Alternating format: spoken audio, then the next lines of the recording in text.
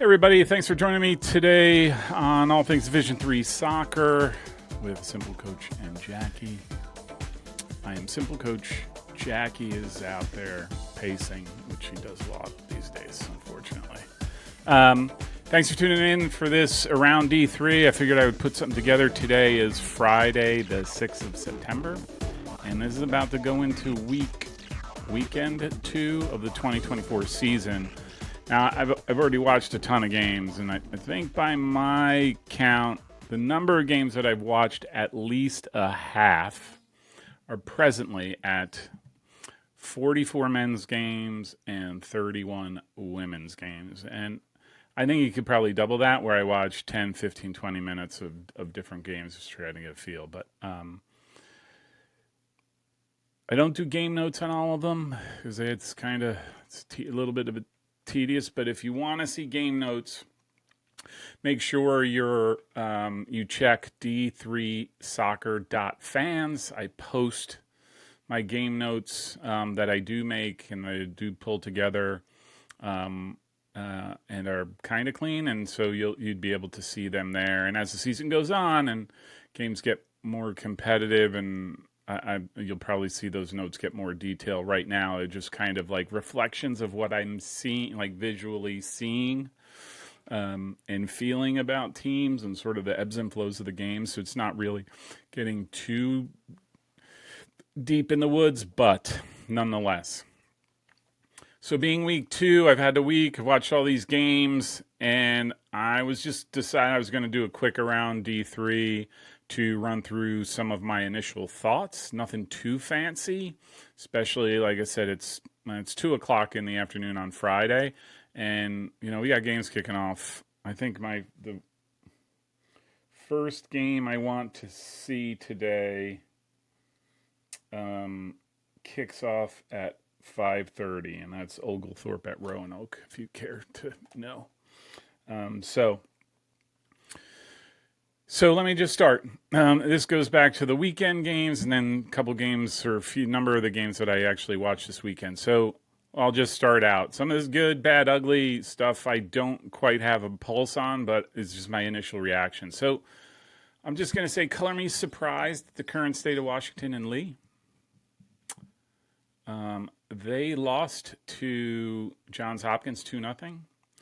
And I don't think they looked particularly good, and I thought Hopkins looked very good, or much better. And I think they were a little bit subpar on that game. And then they turn around and lose to Catholic 2-1. And while I do think they played better, honestly, if I were betting on the game, I would have lost money because my bet would have been on Washington and Lee to win all day long. They have the talent.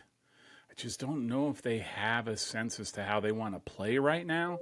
And look, Washington and Lee has started out slow, bumps in the road, and then came roaring back, and semifinals of the NCAA, that sort of thing. Totally see it, but right now I'm not seeing it. And this feels different, looks different than in previous years.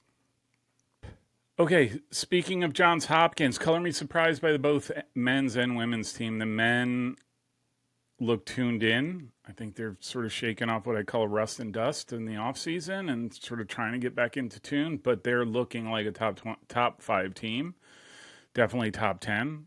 On the women's side, despite losing to Pacific Lutheran, and then just yesterday, I think, tying Messiah, I think they look like they have a lot of grit and personality to make some waves. So I think they just need to piece some things together, especially, like I said, the attack. I'm not watching a lot of attacking stuff these days for some odd reason because I'm a goalkeeper.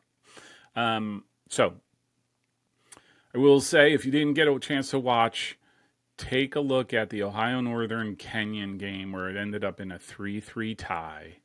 I'll just say both teams are very, very good in my book, and I'm going to expect both of them to be easily top 20 throughout the season. If not, they can reach top 10 heights.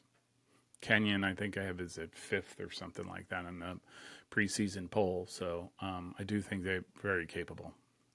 On the women's side, watch Pacific Lutheran. I was very impressed. They came out east. They played Hopkins and beat Hopkins 3-2 that I mentioned. And then the next day, they played McDaniel and lost, but I 2-0. But I think they can play, and I think they're very good. And I just wonder, is it the miles when they ended up at McDaniel that they just didn't have that spark, which is totally understandable since you're playing day after traveling 3,000 miles. On the men's side, two teams that I'm going to be watching very closely because I thought they looked very, very good against each other. Stevens and Denison played to a 0-0 tie. They both can play with intensity. They both can do things on the ball against good opponents. And so I thought that was a little bit of a eye-opener. Just like, I'll just say for the men, watch out for Rowan.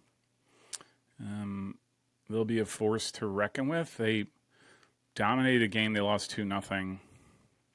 Came back, won 6-1. And so I think this is going to be a real, it could be an interesting year for them. Speaking of NJAC, TCNJ women, I think, are back to their winning ways. I think they dismantled Plattsburgh, and then they beat Washington and Lee. And I think the team looks like some of the old TCNJ teams. A lot of aggressiveness going forward, moving the ball, speed.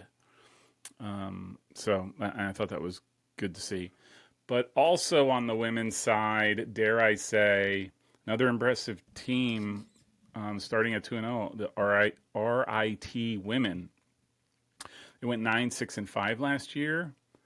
And right now they're starting, like I mentioned, 2-0. And they have these next three games. They play St. John's Fisher, Geneseo, and Plattsburgh. Last year, these were 1 goal. There's a difference of 1 goal. They lost. And so I'm keeping an eye, because if they can even capture 2 of those as wins and end up 4-1 in a few weeks, we might have I might have a team to follow for the year. Watch this game, which I thought was really impressive. Messiah and Carnegie Mellon. Both teams deserve a lot of accolades. And dare I say, if you're looking at players, the center backs for both Messiah and Carnegie Mellon, I think, are the best center backs in Division III. There, I said it, even though I haven't seen every center back tandem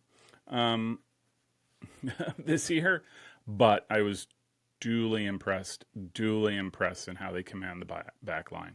Really noticeable in my book. Okay. So this is on a downer. So without Player of the Year Amir Lukovic, Montclair is a shell of itself. I watched them play Bates. No, they just played. I'm sorry, I can't remember off the top of my head. Ineffective midfield. They're really disconnected, and I don't think they have any options or many options seemingly to go forward. So I think they have to resolve the goal scoring issue as a top priority. Otherwise, I'll say this, maybe not so much in the NJAC, but I think they're going to have an average year. I think the Amir Lukovic hurts, and I don't know anything other than he's not playing because rumors that he tore his ACL, and does he come back? I don't know. But that's where they are. Speaking of men, John Carroll, I think want to keep an eye out for them.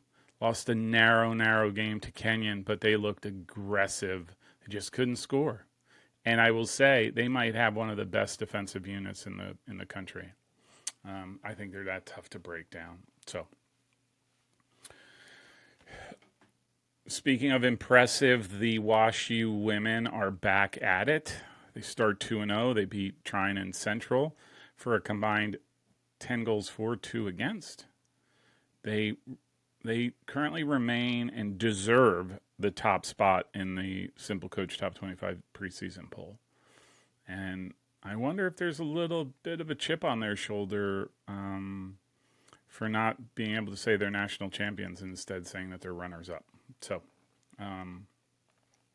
speaking of looking very good, And again, taking into account the rust and dust that they're dealing with as they come off the season. And so it's basically, where are they now? Where are they right now? The Connecticut men look awfully good, and they look reloaded and with a purpose.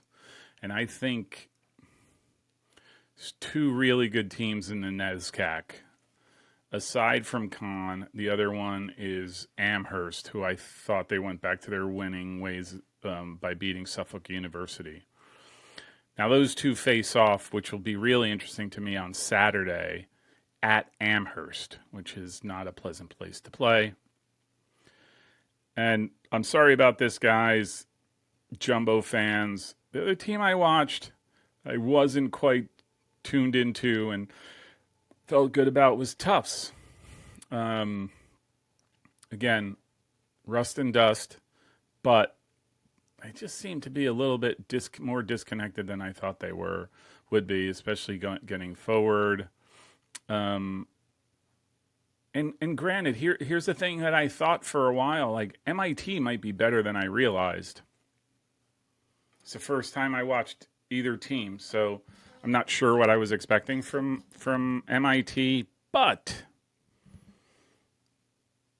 I thought I was much more impressed by MIT than I was with how Tufts was conducting themselves from a soccer perspective.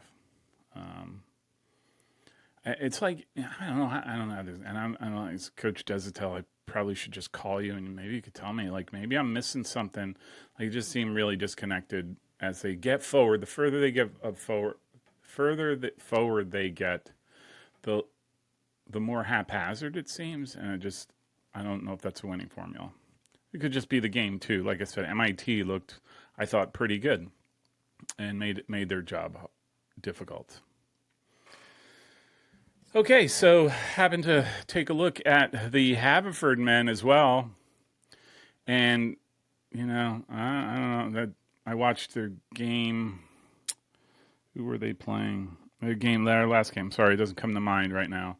And it started me on what I used to think Haverford was had a really, really solid team and program, and then I took a look, and I think this might be the shining example of a team that went into COVID that looked radically different after COVID. So these are their records since 2016.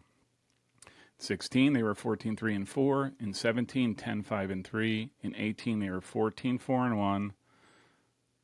In 2019, they were 9-6-3. COVID hits in 2020. In 2021, they go 7-9-1. 2022, 4-8-5. 2023, 5-4-8. Not sure what's going on with the Fords, but I look at that and that is very, very interesting to see. And no insight or inside information, so just an observation. Last up, Drew University defeated Western Connecticut yesterday, day before. Beat them 2-1. I'm a big fan of Western Connecticut. I think they play. But Drew won at home, which requires me to congratulate Drew University head men's coach Lenny Armith for having his 400th career win, where I think it puts him at 7th of active coaches to hit that milestone. Absolutely remarkable. I mean, talk about a career dedicated to the game and to the student athletes.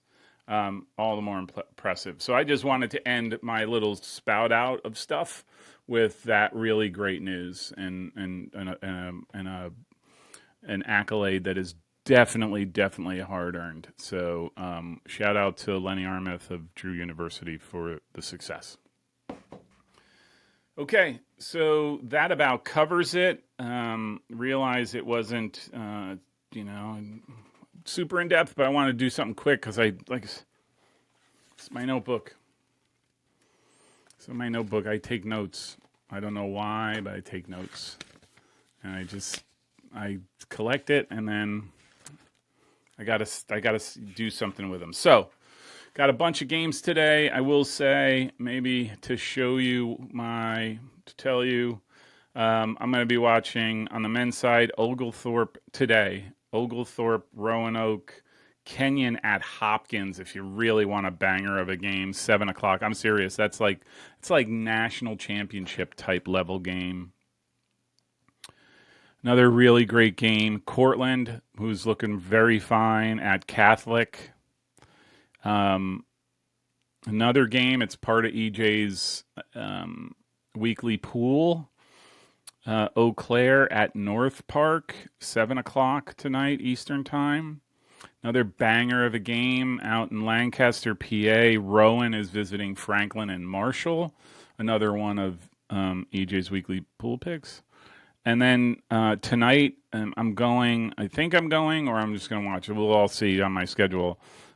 Montclair is hosting Milwaukee School of Engineering. Love the hat, baby. And yeah, that should be an interesting game. The other game, it's a late night, which means I probably won't get to do anything with it until tomorrow. Hopefully I can watch it then. Swarthmore heads out west to take on Occidental. So that should be a really good game. And then on the women's side, there's only one game today that I thought was interesting. It's the Lutes of Pacific Lutheran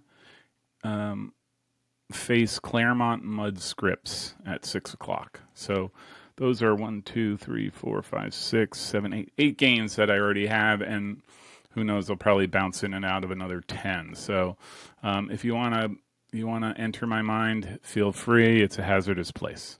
But with that, hope you enjoy the games this weekend. Hope you have a joyful weekend. Enjoy it.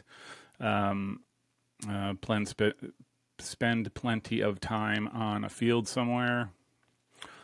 We have a game, high school game, tomorrow. So, by all means, if you want to cheer on the Montgomery Cougars, it's at home. Love to see you there. Anyhow, thank you kindly, and you'll be seeing more of me here in the next couple days, I'm sure. Later.